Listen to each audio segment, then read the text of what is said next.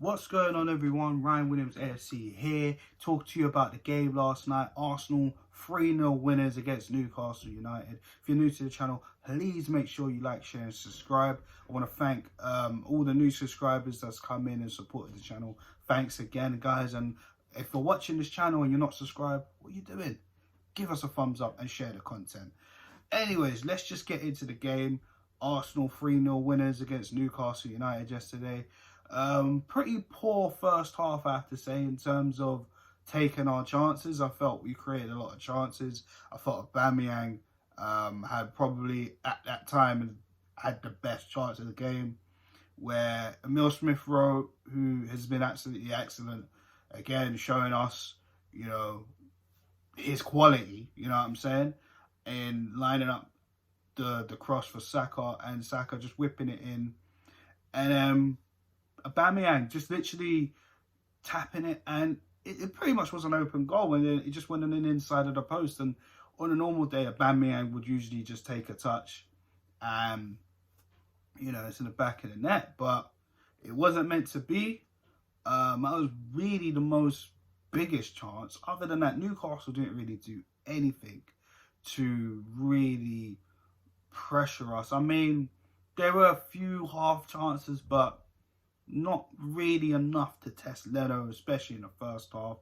Now, in the second half, now this is where it got better. I don't know what Mikel Arteta said to them, but it absolutely worked wonders. If you look at the first goal, Thomas Partey, what a pass.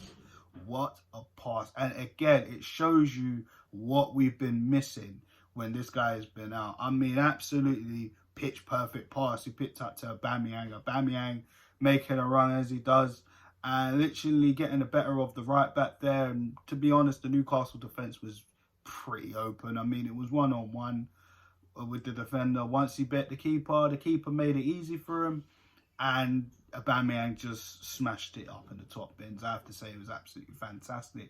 And from then, the second goal, I have to say, was even better. I mean, the run from Emile Smith-Rowe, I have to give praise to Bernd Leno, who, you know, like I said, this season for me needs to impress. I mean, a lot of us liked Emi Martinez and what he showed at the back end of last season, and I felt Leno needed to turn my head and a few other heads around, you know, to say, listen, he could be the number one. And right now, it's looking really progressive, I have to say. Do you know what I mean? And let me just get to the point in terms of how he set that up. I mean, for Leno to throw the ball out, good pass from him, to pick out Smith-Rowe, an excellent run again, picking out the right opportunity for him to set a beautiful cutback for Bukayo Saka, for him to just basically slash it down the middle, man. Great goal, great link up between all three players. Smith-Rowe is really looking like a good player right now, I have to say.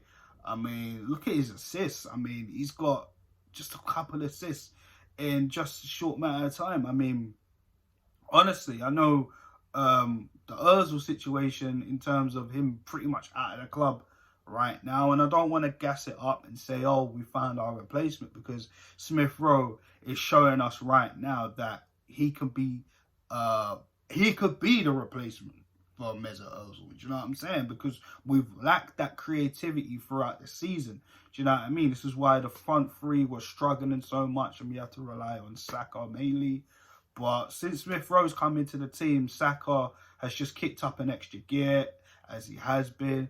Lacazette has been looking on fire. And, you know, Smith-Rowe's just been absolutely fantastic since he's come in. But a great goal by Bukayo Saka, well taken. You know, the third goal, I have to say, was, I just loved the link up, man. I just felt that is more the Arsenal we want to see throughout both halves. Free flowing football, quick passes, and especially with Smith-Rowe, his 1-2 passings, just it's amazing. It's amazing. Just one touch, two-touch passing, give and go. That's the old Arsenal we've seen. You know, the old Arsenal that we used to get credit under Arsene Wenger for, the beautiful football. And that's what I feel a lot of us have been missing. You know, we've been missing that free-flowing football, and that's what we want to see. And like I said, going back to the third goal as I digress, I don't know what the defender for Newcastle was doing, but literally just gave it back to Cedric. Cedric with a 1-2 with Saka. And Cedric did ever so well to try to keep the ball on the line. I thought it was out a little bit, but not the whole ball completely was out, which is why VAR checked it in the end. But Cedric finding a perfect pass for Aubameyang to just tap it in, and we wrapped it up 3-0. I mean, personally, that performance from the team, especially the second half, was more of what we want to see in Arsenal. Free-flowing football, quick passing, movement, and I've just said it again, Emile Smith-Rowe for me has definitely been the cornerstone so far in this team. We did get to see Gabriel Martinelli come on, didn't really do that much. Willian came on for Pierre-Emerick Aubameyang. I don't know what's going on outside. But, you know, it was great. And we saw Partey come off, didn't get to complete the full game, which I can kind of understand. And then he did come on. He did do a decent job. He didn't really do anything wrong, really, to be fair. But, I mean, those guys bossed it in terms of Partey, Saka, Smith-Rowe, Aubameyang getting the goals. And, you know, like I said, a lot of us were getting frustrated with him in the first half. And I didn't even pick him to start in the starting lineup. But, yo, Aubameyang, can he keep this up? Hopefully he can keep this up, because the next fixtures are so important right now. And especially for the youngsters as well, because again, it's going to get tougher. The runs that we got Southampton coming up next in our next league game. Then, you know, obviously we got the FA Cup game as well coming up. It might be Southampton. Obviously they got Shrewsbury Town, but we can't underwrite Shrewsbury Town. Then we got Manchester United. That's going to be a tough game at home. We got Wolves coming up. We got Villa coming up. And we got Leeds coming up. I mean, the games are coming thick and fast. And it's going to be a testament to the players that are on form. Like I said, Partey's just come back. Emile Smith-Rowe's in form. Saka's in form. Aubameyang's hopefully back to scoring form as well. Lacazette has been playing well. I mean, the last 2 games has kind of differed a little bit. But, you know, hopefully he can recover that in the next game coming up. I mean, we're going to need all our players to step up. Do you know what I'm saying? And it's going to be so important right now, because dropping 2 points against Crystal Palace the other day did not help in terms of when you're looking at the league table. But at the end of the day, it's progression, and we just have to take it one game at a time. I said this a couple of weeks ago when we beat Brighton. We need to take it one game at a time. And so far, so good. I mean, we've had, what, 4 or 5 clean sheets in a row? I mean, Leno, he's having an easy day at the office right now. I mean, he's looking really decent. He hasn't really been tested enough, but the shots he's been tested at, he's dealt with it superbly. I have to say, we have to praise the defence. Cedric coming in, for me, that was a shock. I didn't expect Cedric to come in. I did say Bellerin to start, which I thought Mikel Arteta would do, because he usually does that. And I did say Kieran Tierney, if not 100% fit. What a game he had, man. It showed we missed Kieran Tierney.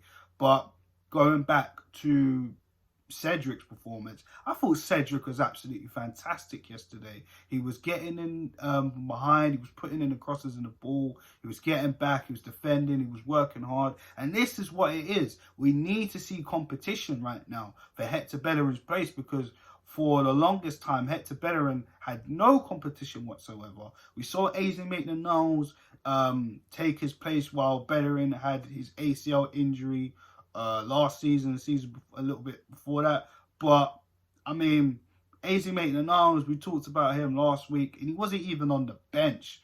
So, that is kind of concerning for, you know, Eze Maitland-Niles fans out there. Whether, you know, does that mean he's kind of lost his place? Mikel Arteta has said in the press conference after that, you know, Eze needs to work for his place and it needs to be more competitive. But when you got 3 right backs at the club, and obviously Eze's not a main right back, of course, but that is really the position he's been covering, really. I mean, it's going to be tough. And with a performance like that from Cedric, I mean, it's going to be tough for him. Like, Ainsley might be third choice at this rate. I mean, you know, I know it's just one game and it's just one appearance from Cedric in the league. I don't really remember Cedric starting in the league. I think this is his first start in the league, to be honest. I'm not sure. Guys, let me know your thoughts in the comment section if that is true or not. But regardless of that, I mean, this is what we need. We need Bellerin to cross, and he doesn't do it enough. It was poor from him in Crystal Palace. Cedric stepped up. He took his chance, and, you know, he's going to give Mikel Arteta a selection headache. Mikel Arteta was even asked in the press conference about players that, you know, have been on the bench, like guys like Pepe and Willian. Like, the youngsters are taking over, like they're taking their chances. And Mikel Arteta said it straight. Listen, these guys are on form, and, you know, the rest of the players need to understand when you're on form, they're going to be played, and, you know, you need to work hard in training in order for you to get your opportunity. And I think that's very well said, and that is what you need to be doing. And Mikel Arteta, to be honest with you, like, you should have really been doing this earlier on in the season when, you know, guys like Xhaka, guys like Bellerin, even Aubameyang, you know, you needed to take them out of the firing line. Do you know what I'm saying? When they weren't playing well. But he persisted with them, and we see Xhaka have decent performances. Xhaka didn't even play that bad yesterday, to be honest. I mean, yeah, not many mistakes from him, but the odd mistake, to be fair. But again, this is what happens when Thomas Partey's on the pitch. Partey making Xhaka's mistakes go unnoticed. I mean, what a performance from Thomas Partey. What a performance from Cedric, Saka, Emile Smith-Rowe, and Pierre-Emerick Aubameyang.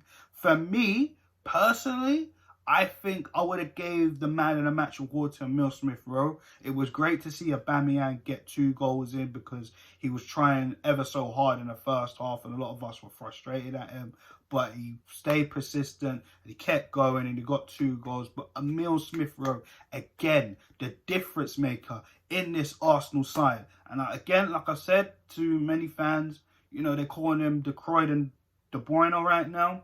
Which, you know, like I said, I don't want to get too carried away because, listen, I love Emile Smith-Rowe and he's a very talented guy. But we need to calm down and let these young players play.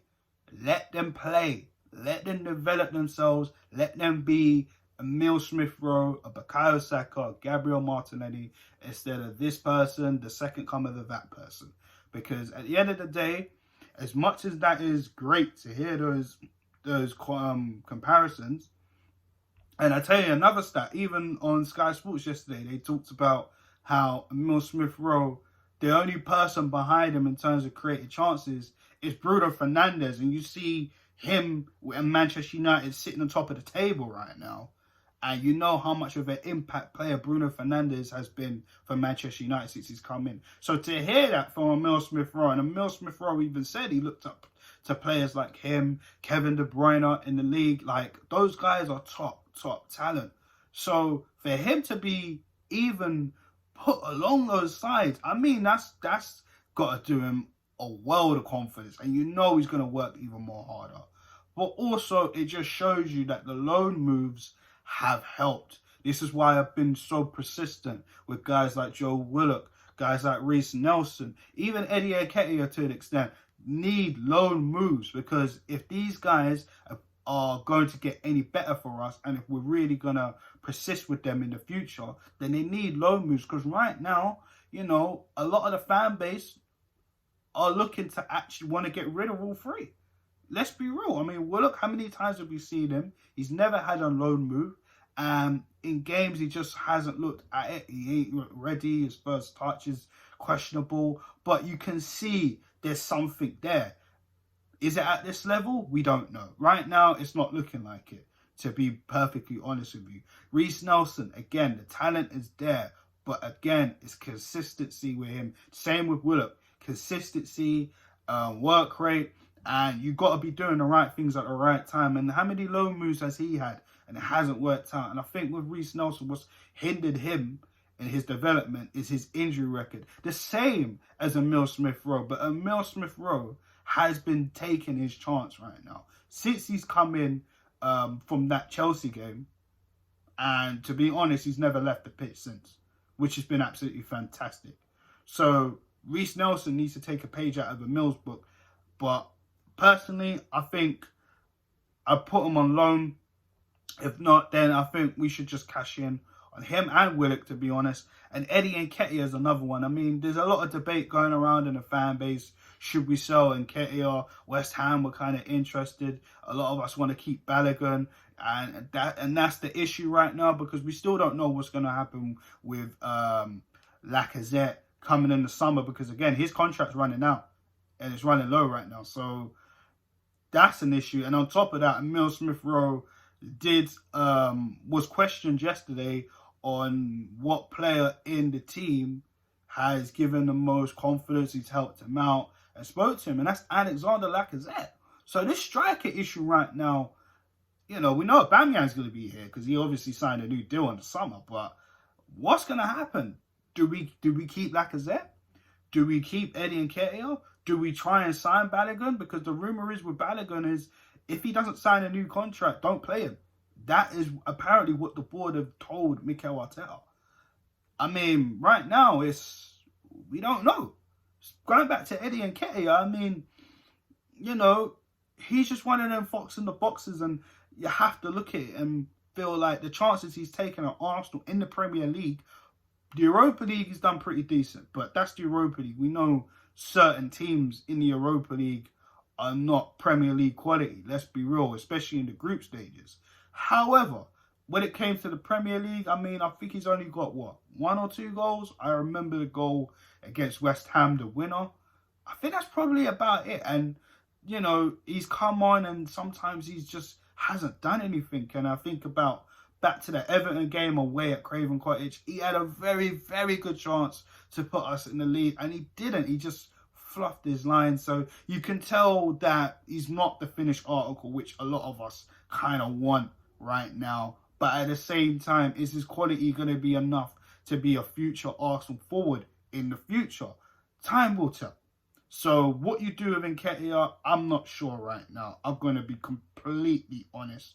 I can see talent there, but will it work out at Arsenal? I don't know. I've got to be honest. And if, you know, someone come to me with a 20 to 25 million pound move for him, I'll probably take that, because right now we need to think about rebuilding the squad. Ozil's pretty much out the door. The wages are looking a little bit more healthier. You know what I'm saying? So, you know, hopefully in the summer we can review the situation along with other players like Ainsley Maitland-Niles, Joe Willock, Reiss Nelson, etc. There's players in this club that are completely not good enough and might have to be sold going forward. But guys, let me just say this. Right now, we are 10th in the table. It's good to be on the top half of the table. But we need to take it game by game. Our next game is Southampton in the league. And hopefully we can do a better performance than we did in the home game. And yeah, I mean, what more can I say? It was a good performance. Like I said, standout performances.